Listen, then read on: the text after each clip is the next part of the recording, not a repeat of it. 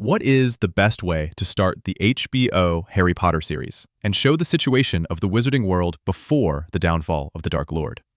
The first option is to mostly ignore it, just like the original Harry Potter movie did. The movie starts after Voldemort vanishes.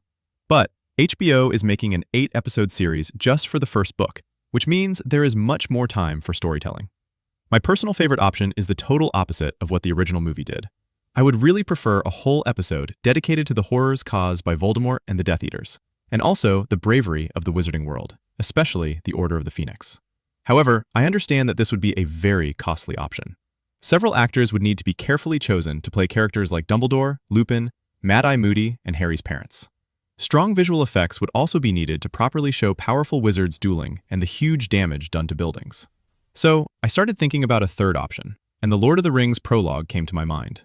A brief narration of what happened in the past, with short scenes of the most interesting moments, such as younger versions of some characters and some epic duels. So, I sat down and adapted the Lord of the Rings prologue for our Harry Potter series.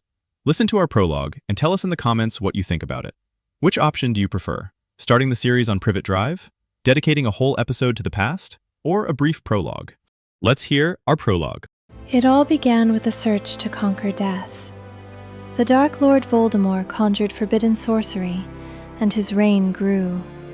The people resisted, yet the power of the Dark Lord could not be overcome.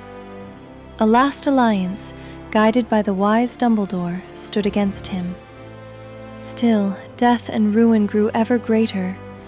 It was in this hour, when all hope had faded, that a prophecy was spoken. The enemy of the Dark Lord was coming. But the words were overheard, and the Dark Lord began the hunt for his foe.